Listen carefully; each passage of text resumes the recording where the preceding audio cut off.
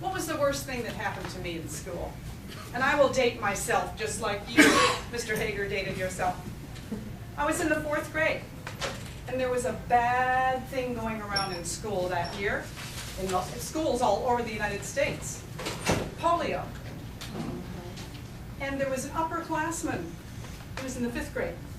He had come down with polio. He had contracted polio. And our teachers kept talking about Patrick. Patrick was in the hospital. He was in very, very bad shape. His back was badly affected. They were telling us that his back was getting a curvature in it, and his limbs were beginning to atrophy, and he was in terrible, terrible shape. They actually came around into the school at that time and gave us all shots against it. And the shots were in the rear end, and they hurt. But my story is this. At recess, we had real fun recess back then. We could run around and just have all kinds of fun out in the schoolyard. And one of the all kinds of fun things we did then was the boys were chasing the girls, sort of like Jim and his little girlfriend Joanna. Well, anyway, my kind of boyfriend at that time came running up behind me. Ronnie was his name. Ronnie came running up behind me, and he pushed me.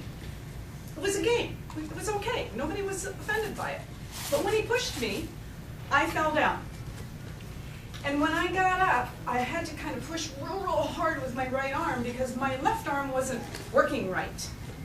And I stood up, and I kind of looked at my arm, and it was all funny shaped. It was just sort of like a great big huge lump right here, and my hand was dangling like this, and I'm looking at it like, oh my goodness, what's happened? Well, my teacher was standing right over there, so I walked over to her and I said, Mrs. Godwin, I think I have polio.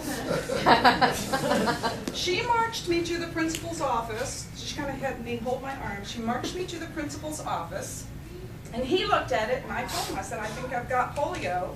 And he looked at Mrs. Godwin, and he looked at me, and he said, Susan, you have broken your arm. Then it started to hurt. Until then, it didn't hurt at all, but as soon as I heard it was broken, it hurt. But I truly thought I had polio. That's my story. True story.